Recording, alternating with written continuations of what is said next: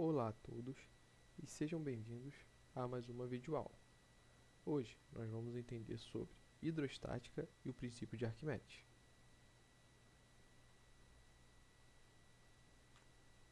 O foco de hoje é o princípio de Arquimedes e a força de empuxo, mas antes de calcularmos forças, precisamos definir as propriedades da matéria. A primeira é a massa específica, representada pela letra grega μ ou ρ. Ela é a razão entre a massa de uma substância e o volume que essa substância ocupa. É uma propriedade do material. Então, a massa específica da água pura, por exemplo, é uma constante física. É crucial não confundirmos massa específica com densidade de um corpo. A massa específica, ela refere-se apenas à substância, ao material maciço.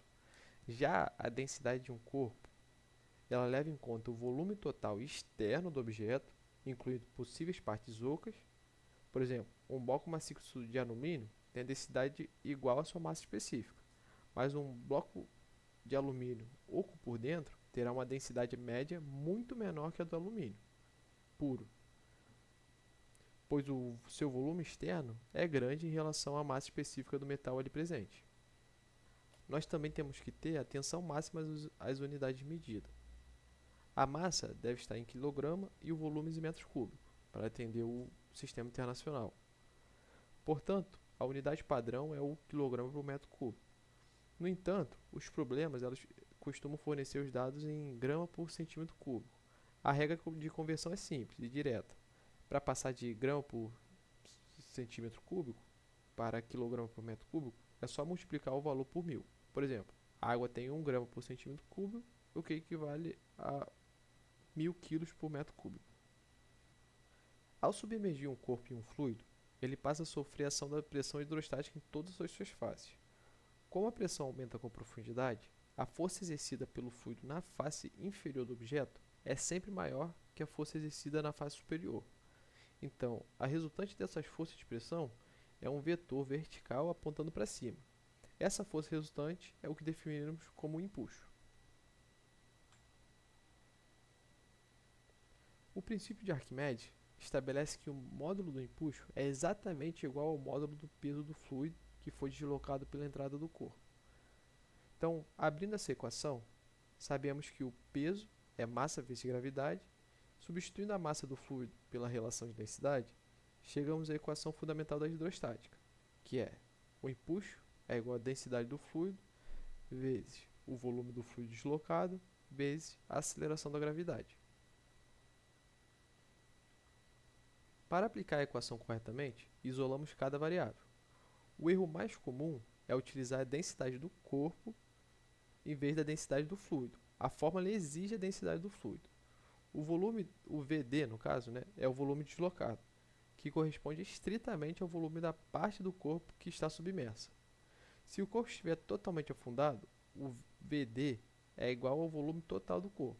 Se estiver com metade fora d'água, o VD será metade do volume do corpo. Quando suspendemos um objeto por um dinamômetro no ar, lemos o seu peso real. Ao mergulhar esse sistema em um líquido, o dinamômetro registrará um valor menor, devido à força de empuxo que agora atua de baixo para cima, ajudando a sustentar o bloco. Esse valor reduzido é chamado de peso aparente. Matematicamente, o peso aparente é o vetor resultante da subtração entre o peso real do corpo e o empuxo.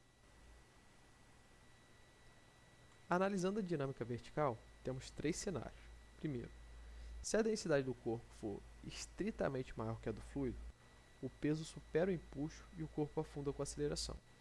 Segundo, se as densidades forem rigorosamente iguais, o peso se iguala ao empuxo máximo e o corpo fica em equilíbrio, indiferente em qualquer profundidade.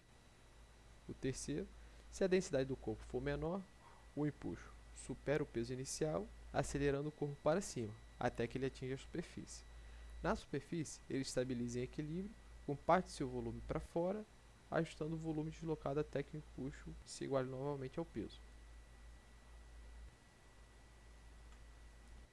Agora, vamos demonstrar uma relação fundamental para resolver problemas rápidos sobre corpos flutuantes. Nós sabemos que no equilíbrio da superfície, o peso é igual ao empuxo. Então, substituindo as equações de peso e empuxo cortando a gravidade dos dois lados, ficamos com as densidades dos volumes.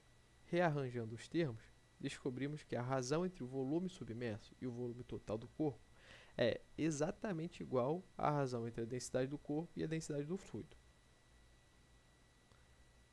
Aplicando essa dedução algébrica em um exemplo prático, por exemplo, um iceberg, então, considerando a densidade do gelo como 0,9 gramas por centímetro cúbico e a da água do mar como aproximadamente 1 grama por centímetro cúbico, aplicando a nossa proporção, a fração submersa será de 0,9 sobre 1, o que resulta em 0,9.